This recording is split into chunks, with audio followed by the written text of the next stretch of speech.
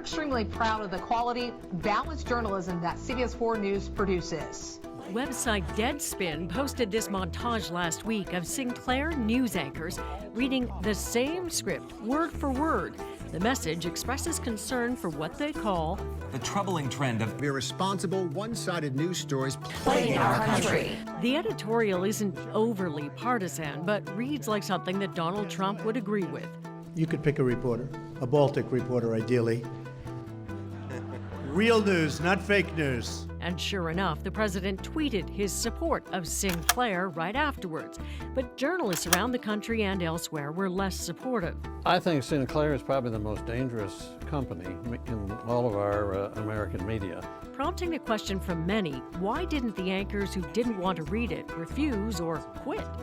This was a disgrace across the board on the part of the journalists involved. That led a team at Bloomberg News to investigate. They found many of the Sinclair employees are bound by an unusual employment contract. Jordan Holman was one of the Bloomberg reporters on that story. So, Jordan, let's talk about the contract first. What's in it that's unusual? For Sinclair employees, it can be very expensive to leave. There's a clause in their contract that lays out the terms of if they quit. So it's called liquidated damages.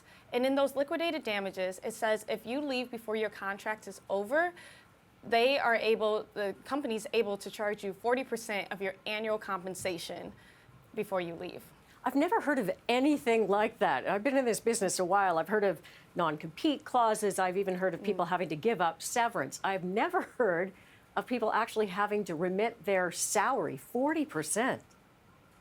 Right. So when I was speaking to lawyers about this clause, they said for ordinary workers, they might never see that. You know, they might never see it in any of their contracts. But in broadcast, it's more common among on-air anchors, where it would be expensive for a company to have to train and find new talent to bring in. What's unusual with Sinclair is that they had some people who never appeared on TV having to sign that clause.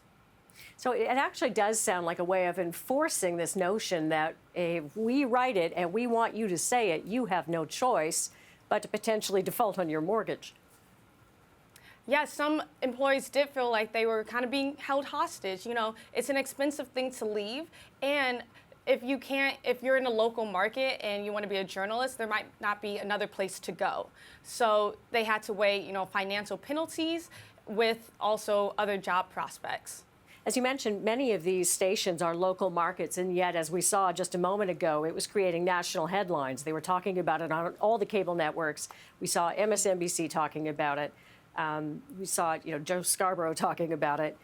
How is Sinclair reacting to the attention it's got, not just to this dictate that they all had to say the same thing, but the revelation that many of them are doing it because they don't see any choice?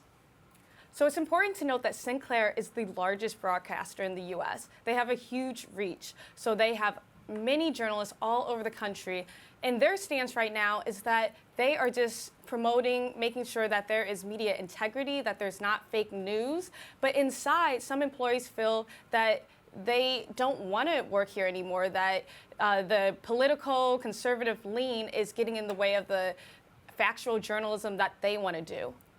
We did hear this week that one person has stood up at one of these stations and said, I quit, didn't really want to be associated with all that's fallen out of this.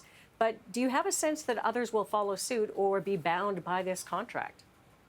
Yes, my colleagues and I, we spoke to one man who quit. He was working in a Florida station, and he left before his contract was over.